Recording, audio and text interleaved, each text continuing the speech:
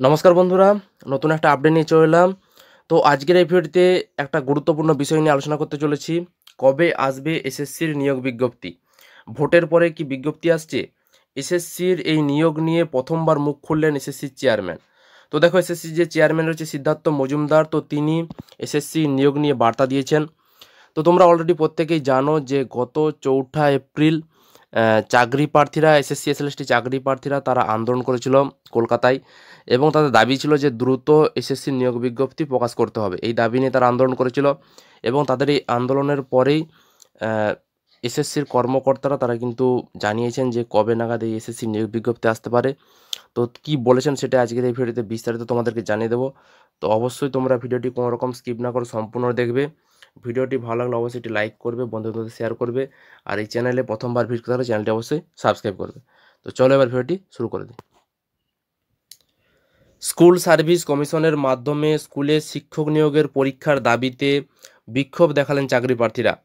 চাকরি প্রার্থীদের অভিযোগ, স্কুল সার্ভিস কমিশনের তরফে 2022 সালের 5ই মে নোটিশ দিয়ে জানানো হয়েছিল শীঘ্রই নবম দশম ও একাদশ দ্বাদশের শিক্ষক নিয়োগের বিজ্ঞপ্তি প্রকাশ করা হবে। তবে তারপর থেকে আর কোনো উচ্চবাচ্য নেই। স্কুল সার্ভিস কমিশনের শিক্ষক নিয়োগের নতুন বিজ্ঞপ্তি প্রকাশ ও পরীক্ষার দাবিতে বৃহস্পতিবার যতীন দাস পার্ক মেট্রো স্টেশনের কাছে বিক্ষোভ দেখালেন চাকরি প্রার্থীরা। এদিন দুপুরে এই বিক্ষোভের জেরে হাজরা মোড়ে সাময়িক উত্তেজনা তৈরি হয়। তো বন্ধুরা, এখানে আপডেট থেকে যেটি জানা যাচ্ছে যে স্কুল সার্ভিস কমিশনের মাধ্যমে শিক্ষক নিয়োগ করতে হবে, এই দাবি নিয়ে চাকরি প্রার্থীরা বিক্ষোভ দেখিয়েছিল। চাকরি প্রার্থীদের কি দাবি ছিল যে 2022 সালের 5ই মে স্কুল সার্ভিস কমিশনের তরফ থেকে একটা নোটিশ দেওয়া হয়েছিল, এবং সেখানে বলা হয়েছিল খুব শীঘ্রই নবম দশম এবং একাদশ দ্বাদশের শিক্ষক নিয়োগের বিজ্ঞপ্তি আসতে চলেছে। এবার সেই নোটিশ দেওয়ার পর থেকে প্রায় 2 বছর হতে চলল, এখনও কিন্তু কোনো রকম বিজ্ঞপ্তি আসেনি, এবং এখনও কিন্তু কোনো রকম এসএসসি এসএলএসটি পরীক্ষা নেওয়া হয়নি কমিশনের তরফ থেকে। তো সেই কারণেই চাকরি প্রার্থীরা তাদের ধৈর্যের বাঁধ ভেঙে যাচ্ছে, এবং তাই চাকরি প্রার্থীরা বিক্ষোভ দেখাতে শুরু করেছে। বৃহস্পতিবার তারা বিক্ষোভটা দেখিয়েছে যতীন দাস পার্ক মেট্রো স্টেশনের কাছে তারা বিক্ষোভ দেখিয়েছে, এবং তাদের এই বিক্ষোভের কারণে সেখানে কিন্তু হাজরা মোড়ের কাছে সাময়িকভাবে কিন্তু উত্তেজনা তৈরি হয়। এরপর চাকরি প্রার্থীদের দাবি, নবম দশম শ্রেণীর শিক্ষক নিয়োগের শেষ পরীক্ষা হচ্ছে 2016 সালের 27শে নভেম্বর। একাদশ দ্বাদশের শিক্ষক নিয়োগের শেষ পরীক্ষা হচ্ছে 2016 সালের 4ঠা ডিসেম্বর। তারপরে আর কোনো পরীক্ষা হয়নি। আন্দোলনকারী চাকরি প্রার্থীদের দাবি, প্রতি বছর হাজার হাজার পড়ুয়া বিএড এর প্রশিক্ষণ নিচ্ছেন, কিন্তু পরীক্ষা হচ্ছে না। এ এক অসহনীয় অবস্থা। তো দেখো, চাকরি প্রার্থীরা যারা বিক্ষোভ দেখাচ্ছে তাদের দাবি একটাই কি, যে নবম দশম শ্রেণীর শিক্ষক নিয়োগের লাস্ট যে পরীক্ষাটা হয়েছে 2016 সালের 27শে নভেম্বর লাস্ট পরীক্ষা হয়েছে নবম দশমের, এবং একাদশ দ্বাদশের শিক্ষক নিয়োগের শেষ পরীক্ষা হয়েছে 2016 সালের 4ঠা ডিসেম্বর। তো দেখো, 2016 সালের পর থেকে আর কোনো রকম পরীক্ষা হয়নি, এসএসসি এসএলএসটির কোনো রকম পরীক্ষা হয়নি এই 2016 সালের পর থেকে।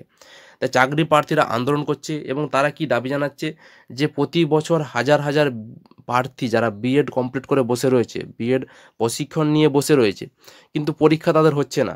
তো তারা কি করবে? বর্তমানে তাদের তো একটা অসহনীয় অবস্থা। তো এই কারণেই চাকরি প্রার্থীরা দাবি জানাচ্ছে যে তাদের যেন দ্রুত নিয়োগ বিজ্ঞপ্তি প্রকাশ করে দ্রুত যেন পরীক্ষা নেয় স্কুল সার্ভিস কমিশন। এই বিষয়ে এসএসসির এক কর্তা জানান, শিক্ষক নিয়োগের কিছু নতুন নিয়ম তারা বিকাশ ভবনে পাঠিয়েছেন, সেটা অনুমোদিত হলে সবুজ সংকেত পাঠাবে বিকাশ ভবন, সেই দিকে কমিশন তাকিয়ে আছে। এছাড়া তারা নবম দশমের শূন্যপদ পাঠালে নিয়োগ বিজ্ঞপ্তি দিতে পারবে কমিশন।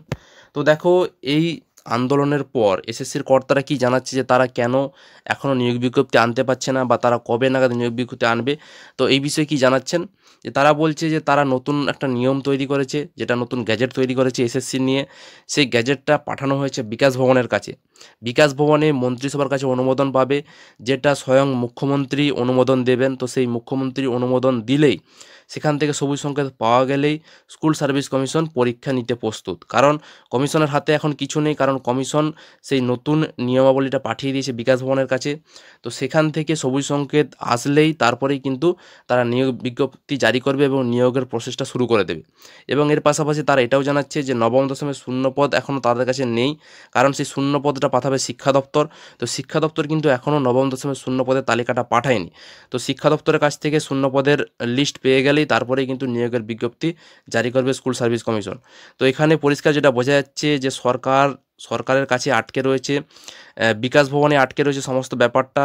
বিকাশ ভবন থেকে সময় সংকেত পাঠালেই কিন্তু স্কুল সার্ভিস কমিশন নিয়োগ বিজ্ঞপ্তি শুরু করে দেবে। এবার যতদূর আশা করা যাচ্ছে হয়তো ভোটের পরে হয়তো নিয়োগ বিজ্ঞপ্তি আসতে পারে। এবার কি হয় ব্যাপারটা সেটা এখন দেখার বিষয়। তবে চাকরি প্রার্থীরা কিন্তু তাদের আন্দোলন জারি রাখবে এমনটাই কিন্তু জানাচ্ছে চাকরি প্রার্থীরা। তো আজকের আপডেট ছিল এই পর্যন্তই। তো এই বিষয়ে তোমাদের কারো কোনো মতামত থাকলে অবশ্যই তোমরা ভিডিওর কমেন্ট বক্সে কমেন্ট করে জানাবে। ভিডিওটি ভালো লাগলে লাইক করে বন্ধুদের শেয়ার করবে। তাই মতো এই পর্যন্তই, ধন্যবাদ।